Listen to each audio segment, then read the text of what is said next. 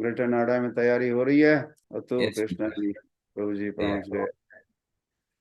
तैयारी कर रहे हैं महाराज, आपका इंतजार कर रहे हैं बस। अब तैयारी करो, कहने कृष्णा प्रकट होंगे। वो तो आपकी कृपा से ही होंगे, आप आएंगे तब कृष्ण आएंगे अपने कुछ। Okay, so you go ahead and talk. समय हो चुका है तो पद्माली, हाँ मिलेंगे। Yes, Maharaj, you can greater give Noida me so भी। that I can speak something. Give me your blessings. Thank you. Please accept my humble obeisance Guru Maharaj और glory Shri Prabhupada. सभी भक्तों को मेरा सादर दंडवत प्रणाम है। तो आज कई दिनों बाद हमारे बीच पुनः श्रीमान अतुल कृष्ण प्रभु उपस्थित है, जो कि हमारे ग्रेटर नोएडा के अध्यक्ष और इंचार्ज के रूप में महत्वपूर्ण सेवाएं निभा रहे प्रभु जी परम पूज्य श्री राधानाथ स्वामी महाराज के कृपा प्राप्त शिष्यों में से एक है, और परम पूज्य श्री भक्ति रसामृत स्वामी महाराज के काफी निकटतम संगी साथी रहे हैं। और प्रभु जी पूरे विश्व में भ्रमण करके भी प्रचार करते हैं कृष्ण भावना आंदोलन का। तो आज हमारा परम सौभाग्य है कि हमें प्रभु जी का संग सानिध्य प्राप्त हो रहा है। जो गुरु महाराज कह रहे थे, उत्सव जन्माष्टमी महा महा महोत्सव है, लेकिन उसके कुछ ही दिनों पहले आता है श्री बलराम जयंती या बलराम जी का आविर्भाव दिवस या तिथि। तो आइए हम सब मिलके प्रभु जी के मुखारविंद से उस विषय में या उस उपलक्ष्य में या श्री बलराम जी के विषय में कुछ श्रवण करने का प्रयास करते हैं। सभी भक्तों से अनुरोध है कि थोड़ा अभी नाम जप को विराम दे दीजिए, जपा टॉक के समय जप न कीजिए। और हम श्रीमान अतुल कृष्ण प्रभु से अनुरोध करना चाहेंगे आज की जपा टॉक प्रारंभ करें प्रभु जी। हरे कृष्ण। हरे कृष्णा। धन्यवाद प्रभु। ओम अज्ञानतिमिरान्धस्य ज्ञानाञ्जनशलाकया चक्षुरुन्मिलितं येन तस्मै श्रीगुरवे नमः। नमः ओं विष्णुपादाय कृष्णप्रेष्ठाय भूतले श्रीमते भक्तिवेदान्तस्वामिनिति नामिने। नमस्ते सारस्वती देवे गौरवाणी प्रचारिणे निर्विशेष शून्यवादी पाश्चात्य देशतारिणे। जय श्री कृष्ण चैतन्य प्रभु नित्यानंद श्री अद्वैत गदाधर श्रीवासादि गौर भक्तवृंद। हरे कृष्णा कृष्ण कृष्ण हरे हरे, हरे राम राम राम हरे हरे। हरे कृष्णा। इस उत्सवों की शुरुआत हो रही है। झूलन यात्रा, बलराम जयंती, जन्माष्टमी, कार्तिक, बहुत सारे उत्सव। थोड़ा बहुत बलराम जी के विषय में जानने का प्रयास करें। बलराम जयंती आ रही है। भगवान श्री कृष्ण जब लीला करते हैं तो कुछ लीलाएं यहाँ करते हैं इस जगत में, और कुछ लीलाएं आध्यात्मिक जगत में करते हैं, और कुछ लीलाएं कॉमन होती हैं, कुछ वहां भी वही लीलाएं यहाँ भी करते हैं। तो ऐसे अलग अलग लीलाएं भगवान करते हैं, और जब इस जगत में भी आते हैं तो कभी कभी उनकी लीलाओं को समझना बड़ा कठिन हो जाता है। भगवान इसीलिए कहते हैं भगवत गीता में, जन्म कर्म च मे दिव्यम एवं यो वेत्ति तत्वतः, कि भगवान की लीलाओं को श्रवण करना या भगवान की लीलाओं को समझना सरल नहीं है। क्यों? क्योंकि वो दिव्य हैं। लेकिन वो सरल बन जाते हैं जब हम आचार्यों के मुख से उन लीलाओं का श्रवण करते हैं। जैसे बलराम जी का ही प्राकट्य देखा जाए तो बहुत विचित्र रूप से है। पहले देवकी के गर्भ में आए, फिर देवकी के गर्भ से रोहिणी के गर्भ में, जो कि वहां नहीं थी, वो तो बहुत दूर थी, ब्रज में गोकुल में। तो वहां पर वो स्थानांतरित कर दिए गए, और फिर श्री कृष्ण भी प्रकट हुए। तो ये जो लीला है, लगता है भ्रम में डालने वाली, लेकिन बहुत सुंदर संदेश हमें देती है हमारी भक्ति के लिए, और कोई भ्रम नहीं है। तो इसको भी आज थोड़े समय बाद समझाने का प्रयास करेंगे कि ये लीला करके भगवान श्री बलराम जी क्या सिखलाना चाहते हैं। आध्यात्मिक जगत में जब भगवान अपना विस्तार करते हैं तो बलराम जी पहले विस्तार कहलाते हैं। चैतन्य चरितामृत में कहा गया है, वैभव प्रकाश कृष्णेर श्री बलराम, वर्ण मात्र भेद सब कृष्णेर समान। तो कहते हैं कि बलराम जी क्या हैं? वैभव प्रकाश कृष्णेर, कृष्ण का वैभव प्रकाश है। कृष्ण के कई विस्तार होते हैं, जैसे एक स्वयं प्रकाश, जहाँ भगवान एक ही समान होते हैं, उनमें कोई रंग का भेद नहीं, कोई शक्ति का भेद नहीं, भाव का भेद नहीं। लेकिन जो वैभव प्रकाश होते हैं उसमें थोड़ा सा भेद हो जाता है, जैसे यहाँ कहा गया वर्ण मात्र भेद सब कृष्ण समान, बाकी सब कृष्ण के समान। तो बलराम जी भी भगवान हैं और कृष्ण भी भगवान हैं। एक सेव्य भगवान है, दूसरे सेवक भगवान है। बलराम जी सेवा करने के लिए प्रकट होते हैं। वैसे तो दोनों ही भगवान हैं। इनका वर्णन श्रीमद् भागवत में आता है। जब उद्धव जी ब्रज गए हैं, तो उद्धव जी ब्रज में गए और फिर उन्होंने नंद महाराज से बातचीत प्रारंभ की। तो नंद महाराज से बात प्रारंभ करते हुए उद्धव जी कहते हैं, बड़े भाग्यवान हैं आप कि आपको ये कृष्ण और बलराम आपके पुत्र के रूप में आए हैं, लेकिन आप जानते हैं कौन है ये?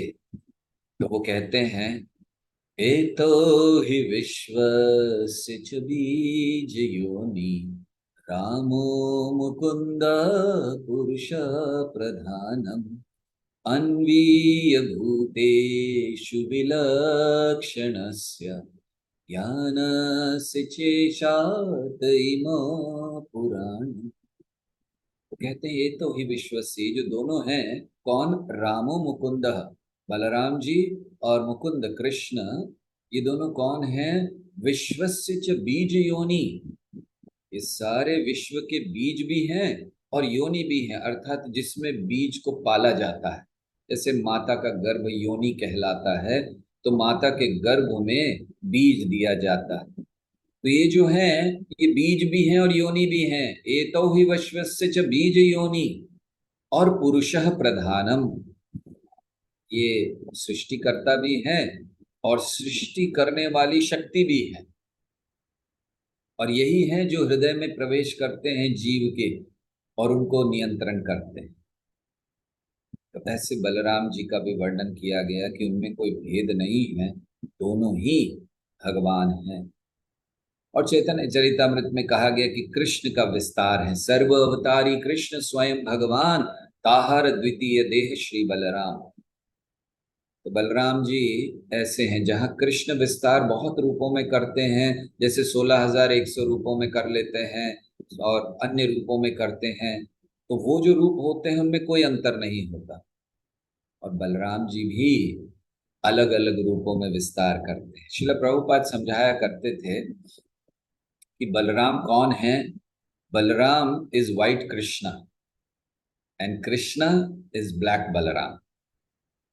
अर्थात ये समझाने के लिए कि दोनों में कोई अंतर नहीं है, प्रभुपाद कहते थे कि बलराम जी सफेद कृष्ण हैं और कृष्ण काले बलराम हैं, बस इतना ही अंतर है। अर्थात रंग का भेद है, बाकी दोनों एक ही समान है।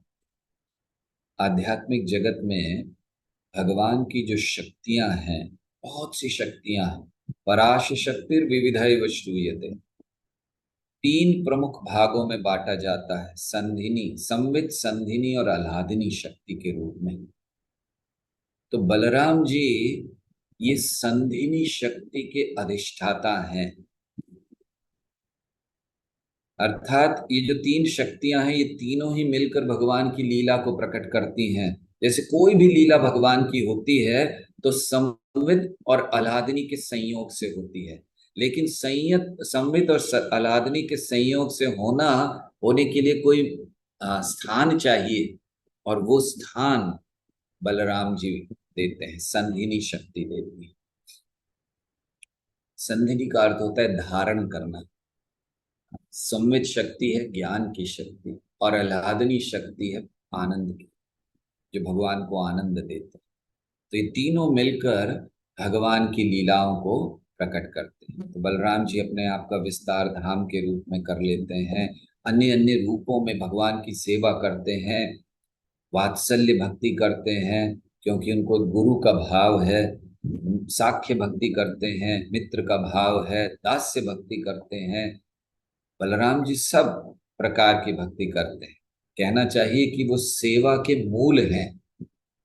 इसीलिए कहा गया है भक्त अभिमान मूल बलराम। तो भक्त का जो अभिमान है, भक्त का अभिमान क्या है कि सेवा कर रहे हैं, ये हमारा अभिमान है कि हम भगवान की सेवा कर सकते हैं, और उसके मूल हैं बलराम जी। बलराम जी को आदि गुरु कहा जाता है।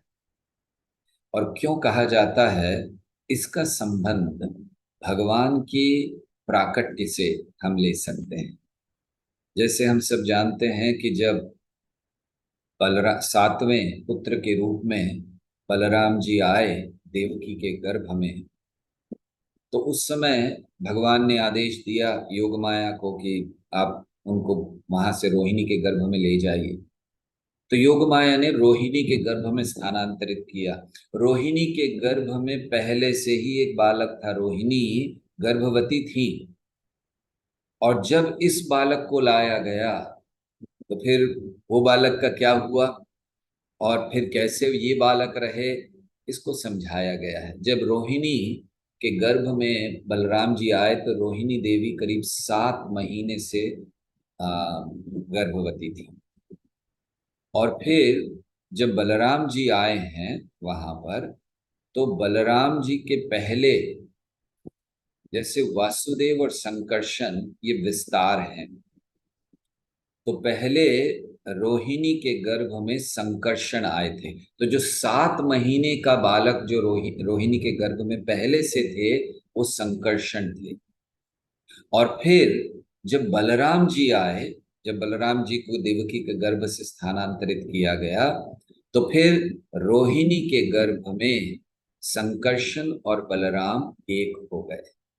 इसलिए ये नहीं सोचना चाहिए कि उस बालक का क्या हुआ, वो भी तो बालक था 7 महीने का, तो वो कहाँ चला गया। दोनों एक हो गए क्योंकि वो संकर्षण थे और ये मूल बलराम।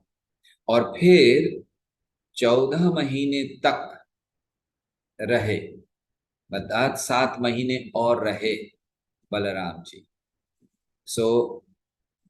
7 महीने का पहले था और 7 महीने और रहे, और तब जाकर बलराम जयंती के दिवस पर वो प्रकट हुए। और वहां उतना समय कृष्ण रहे देवकी के गर्भ में, और फिर कुछ ही दिन बाद जैसे बलराम जयंती से कृष्ण जन्माष्टमी 8-10 दिन का फर्क है, तो बस उसके बाद कृष्ण भी प्रकट हुए। तो ऐसे बलराम जी आए देवकी के गर्भ में, क्या सिखलाने आए थे, एक बहुत महत्वपूर्ण संदेश देने आए थे कि अगर गुरु हमारे जीवन में आ जाएं तो कृष्ण निश्चित पीछे पीछे आएंगे। बलराम जी आ गए देवकी के गर्भ में और कृष्ण को पीछे पीछे आना ही है। तो इसीलिए बड़ा महत्वपूर्ण चीज वो सिखलाते हैं कि गुरु को जीवन में स्वीकारना चाहिए। और कैसे स्वीकारना चाहिए गुरु को, अपने प्राण मानकर, केवल एक फैशन के लिए नहीं, केवल एक दिखावे के लिए नहीं, केवल कोई नाम के लिए नहीं कि हम बहुत वरिष्ठ भक्त हो गए हैं। गुरु को स्वीकारना चाहिए अपना जीवन अपने प्राण मानकर कि आज से मैंने गुरु को स्वीकारा है, बस अब मेरा जीवन उनके अनुसार चलेगा। और अगर इस प्रकार से हम गुरु को स्वीकारते हैं तो बलराम जी सिखला रहे हैं कृष्ण को आना ही पड़ेगा। तो जब बलराम जी की हम बात करते हैं तो हमें ध्यान करना चाहिए आज के दिवस पर, या जब भी हम बलराम जयंती मना रहे हैं तो हमें ध्यान करना चाहिए गुरु के आदेशों पर।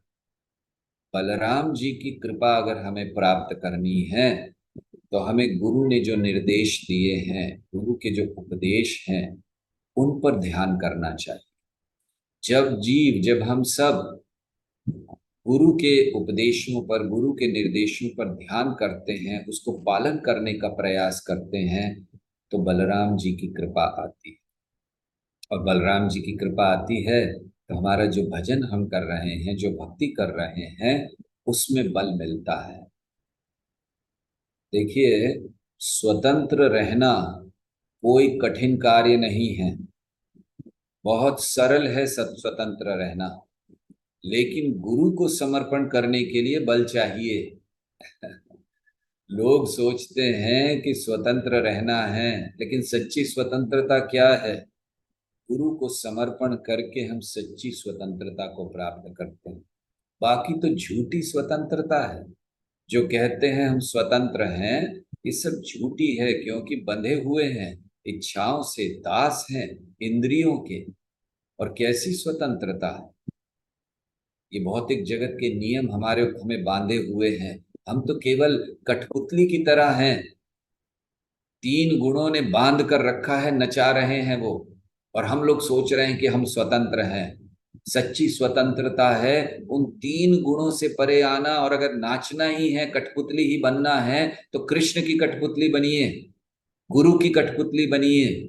जैसे श्रील प्रभुपाद अपने भजन में लिखते हैं, काष्ठेर पुतली जदि नचाओ से मते, नचाओ नचाओ प्रभु नचाओ से मते। तो इसलिए ये कठपुतली बनना है। तो समर्पण करना है तो बल चाहिए। स्वतंत्र रहना है, आपको भोग करना है, आपको लगता है कि जैसे हम चाहेंगे वैसे जीवन जीना है, कोई बल नहीं, बहुत सरल है। तो बल चाहिए। वो बल बलराम जी देते हैं। बलराम जी को स्वयं प्रकाश कहा जाता है। स्वयं प्रकाश मतलब जैसे एक प्रकाश प्रदान करने वाले हैं। आध्यात्मिक जीवन में ज्ञान का प्रकाश बलराम जी देते हैं। श्री कृष्ण ने भगवत गीता दे दी। क्या है वो? दिव्य ज्ञान। वो एक तलवार की तरह है, जिससे हम अपने अज्ञान को काट सकते हैं, नाश कर सकते हैं अज्ञान का। लेकिन उस तलवार को उठाने के लिए बल चाहिए। कोई सरल नहीं है वो तलवार। और वो बल बलराम जी देते हैं। और जब हम भगवान की सेवा में लगते हैं, तो ये जो तलवार है, इसको बहुत तीखा, वो क्या कहते हैं, शार्प किया जाता है, पैना बनाया जाता है उसको, ताकि उससे काट सकें। तो तलवार भगवान ने दे दी, बल बलराम जी ने दिया उठाने का। और अब हम जब सेवा कर रहे हैं, तो हम उस तलवार को और पैना कर रहे हैं, उसको शार्प कर रहे हैं, ताकि ये जो ज्ञान हमें मिला है उसको हम जीवन में पालन कर सकें। तो इसलिए बलराम जी को आदि गुरु कहा जाता है। बलराम जी, बलराम 2 शब्दों से बनता है ये शब्द। बल का अर्थ है शक्ति। हमारे अंदर जो बल है या जिस भी प्रकार की शक्ति है, तो वो बल का अर्थ होता है। और राम का अर्थ क्या होता है? आनंद। तो बलराम का अर्थ क्या हुआ? तो बलराम का अर्थ है कि जो बड़े बड़े योगी हैं, जो आनंद लेना चाहते हैं, रमन्ते योगिनो नन्ते सत्यानंद चिदात्मनि इति राम पदे नासो परम ब्रह्मा विधीयते। तो जो परम सत्य है उनको राम कहते हैं। क्यों? क्योंकि योगी जन जो होते हैं रमन्ते, वो अनंत आनंद लेते हैं। तो इसलिए बलराम जी क्या हैं? जो हमें बल देते हैं, आध्यात्मिक बल, जिससे हम कृष्ण भक्ति का शाश्वत आनंद का अनुभव कर सकें। यह शाश्वत आनंद को अनुभव करते हुए उसमें आनंद ले सकें। ये बलराम जी के नाम का अर्थ है कि वो हमें वो बल दे रहे हैं। बलराम जी, श्रील प्रभुपाद समझाते हैं एक भागवतम के तात्पर्य में, कि बलराम जी ये हमेशा हल लेकर चलते हैं। तो हल क्यों लेते हैं? क्योंकि कृषि कृषि के वो सूचक हैं। जैसे हल होता है, एक खेत में हल चलाया जाता है तो कृषि की जाती है। तो बलराम जी कृषि के सूचक हैं, इसीलिए हल लेकर चलते हैं। और जहाँ कृष्ण हैं, वो गायों की रक्षा करते हैं। तो ये दो भाई जो हैं, श्रील प्रभुपाद लिखते हैं कृषि रक्षा और गो रक्षा, कृषि गो रक्षा को प्रकट करते हैं। तो बलराम जी हल लेकर चलते हैं, या कृषि की बात कर रहे हैं श्रील प्रभुपाद, तो कैसे हैं? श्री बलराम जी का जो बात हम लोग करें तो ये मूल आदि गुरु हैं, जैसे हमने बताया, या गुरु तत्व, मूल गुरु तत्व हैं सभी के लिए। तो बलराम जी क्या करते हैं, जो हल है उससे हमारे हृदय को, जैसे हल लेकर भूमि को जोता जाता है हल से, ताकि वो तैयार की जाती है। अगर समझिए कोई कोई बैरन लैंड है, उस पे कोई उग नहीं रहा है, कुछ नहीं उग रहा है, तो फिर उस भूमि को, जो बंजर भूमि होती है, तो उसको पहले हल लेकर जोता जाता है बड़े अच्छे से। तो हमारा हृदय इस समय बंजर भूमि है। क्यों? भौतिकता में लगे हुए हैं। हम सोचते हैं हमारे लिए बहुत बड़ी जिम्मेदारी है ये कार्य करना, ये इसको संभाल लेना, समाज के लिए कुछ कर लेना, परिवार के लिए कर लेना। बस इसी में फंसे हुए हैं, भौतिक जीवन में फंसे हुए हैं, भौतिक कार्यों में फंसे हुए हैं, और इसीलिए भगवान से अपने संबंध को भूल गए। तो क्या हो गया हमारा हृदय? ये बंजर भूमि हो गया है। और अब इस बंजर भूमि को, इस सूखी भूमि को फिर से भगवान की भक्ति, भगवान के प्रेम के लिए तैयार करना है। तो ये जो हम भूली हुई स्थिति, हम भगवान से अपने संबंध को भूल गए हैं, जिसके कारण हम कष्ट सह रहे हैं इस जगत में, तो हमें क्या चाहिए? हमें बलराम जी चाहिए, जो आकर इस हृदय की भूमि को जोतें, इसको उपजाऊ बनाएं, बंजर नहीं रहने दें, उपजाऊ बनाएं। तो इसीलिए बलराम जी हल लेकर चलते हैं कि इस भूमि को वो उपजाऊ बनाते हैं। अब भूमि उपजाऊ हो गई, बीज चाहिए। खाली भूमि उपजाऊ करने से कुछ नहीं होगा। तो फिर बलराम जी ही प्रामाणिक गुरु के माध्यम से हमें भक्ति का बीज प्रदान करते। देखिए, बलराम जी प्रारंभ से लेकर अंत तक हमारे लिए हैं। तो पहले तो उन्होंने हृदय को जोत दिया, तैयार कर दिया, फिर गुरु को भेजा, प्रामाणिक गुरु जो उनके प्रतिनिधि होते हैं, वो क्या करते हैं? वो आकर भक्ति का बीज हमें दे देते हैं। भक्ति का अर्थ क्या है? भक्ति का अर्थ है भगवान के प्रति शुद्ध प्रेम, उसका बीज वो हमारे हृदय में देते हैं। और फिर बलराम जी यहाँ तक रुकते नहीं, उन्होंने पहले तो भूमि को जोत दिया, बीज दे दिया, अब जल भी तो डालना है। तो फिर हमारे हृदय में अपनी कृपा को वो प्रदान करते हैं, जिससे ये जो बीज हमें गुरु से मिला है उसको हम बड़ी गंभीरता से अपने जीवन में उतार सकें। इसीलिए ये हरे कृष्ण महामंत्र, इसमें जब हम हरे राम कहते हैं तो श्रील प्रभुपाद समझाते हैं कि ये बलराम जी को भी सूचित कर सकता है। श्रील प्रभुपाद चैतन्य चरितामृत के एक तात्पर्य में लिखते हैं, एक बहुत सुंदर श्लोक है चैतन्य चरितामृत का। जेई जेई रूपे जाने से तथा कहे, सकल संभव कृष्णे किछु मिथ्या नहे। तो कहते हैं कि उसमें कहा गया जो जो रूप जो जानता है उस तरह से कार्य करता है, भगवान कृष्ण में सब कुछ संभव है। तो उस तात्पर्य में श्रील प्रभुपाद लिखते हैं कि अगर कोई हरे कृष्ण महामंत्र का जप करते समय हरे राम को भगवान रामचंद्र समझता है, तो प्रभुपाद कहते हैं वो भी ठीक है। और उसी तरह अगर कोई कहता है कि हरे राम का अर्थ है बलराम, तो प्रभुपाद कहते हैं वो भी ठीक है। और फिर प्रभुपाद लिखते हैं कि जो लोग विष्णु तत्व को जानते हैं वो इन चीजों पर झगड़ा नहीं करते कि ये बलराम है या राम है। तो ऐसे बलराम जी हमारे हरे कृष्ण महामंत्र में भी हमें भगवान के प्रति प्रेम बढ़ाने में, भगवान की सेवा का भाव सही कराने में मदद करते हैं। इसीलिए हमें सदैव बलराम जी से प्रार्थना करनी चाहिए। आइए बलराम जी से प्रार्थना करते हैं, भगवान बलराम जी का प्रणाम करके। नमस्ते हलाग्रह नमस्ते मूसलायुध नमस्ते रेवती कांत नमस्ते भक्तवत्सला नमस्ते धरणीधर नमस्ते बलिनां श्रेष्ठ प्रलंबारी नमस्तेस्तु एहि मां कृष्ण पूर्वज।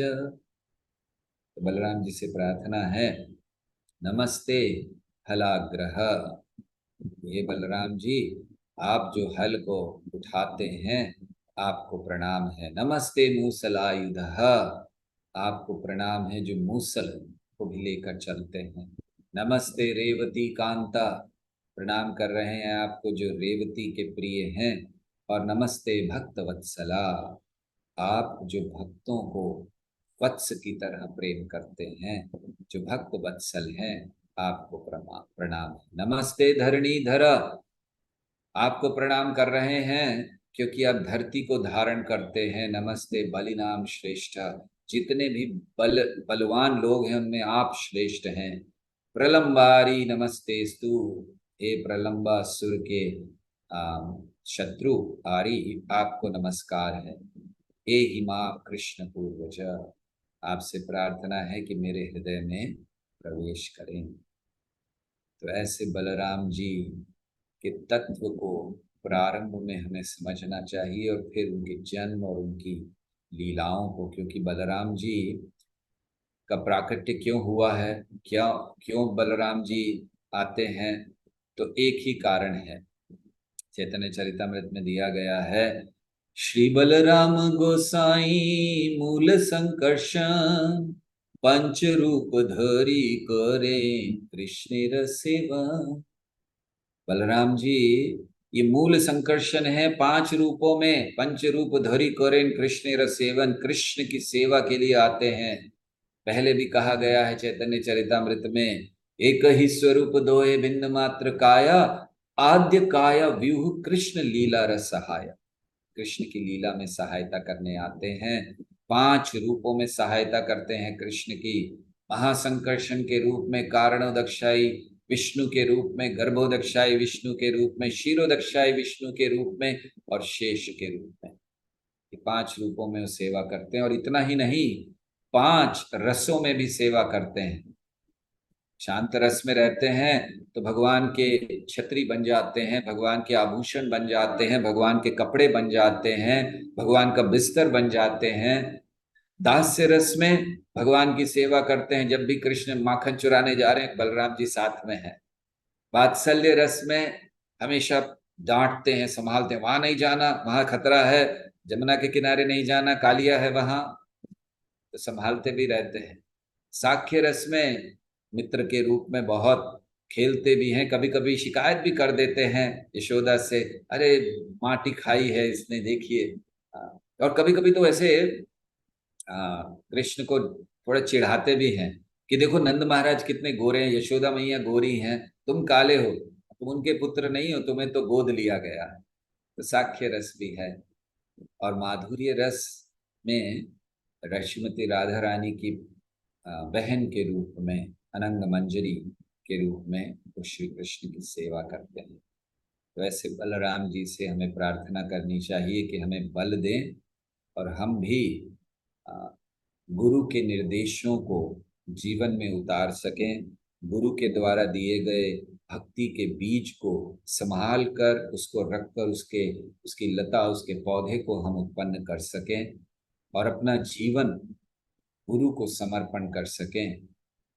यही बलराम जी के प्रति हमारी सच्ची भावना को हम प्रकट करने के लिए कर सकते। हरे कृष्णा कृष्ण कृष्णा हरे हरे, हरे राम राम राम।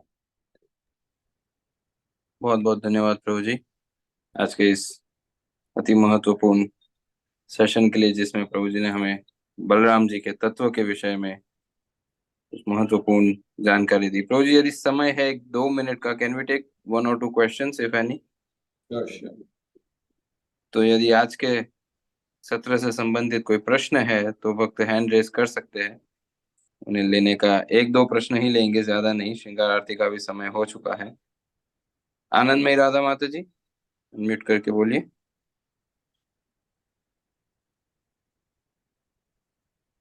हरे कृष्णा प्रभु जी, दंडवत प्रणाम।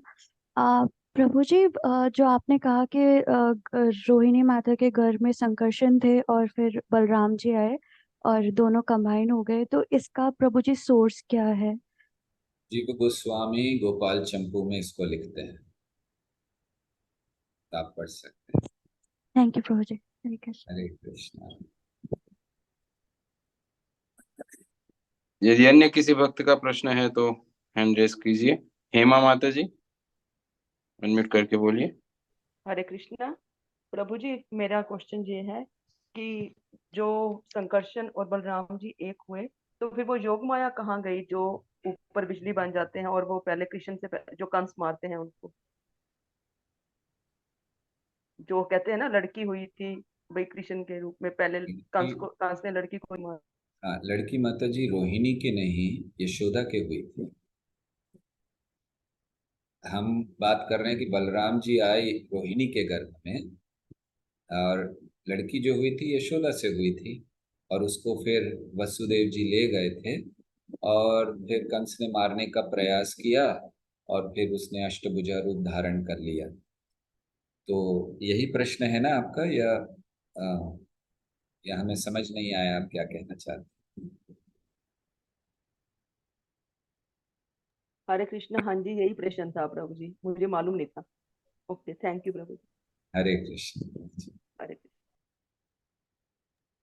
तो बहुत बहुत धन्यवाद है पुनः श्रीमान अतुल कृष्ण प्रभु का। तो सभी भक्तों से अनुरोध है, एक बार हरे कृष्ण महामंत्र का उच्चारण करके हम श्रीमान अतुल कृष्ण प्रभु का हृदय पूर्वक आभार व्यक्त करते हैं।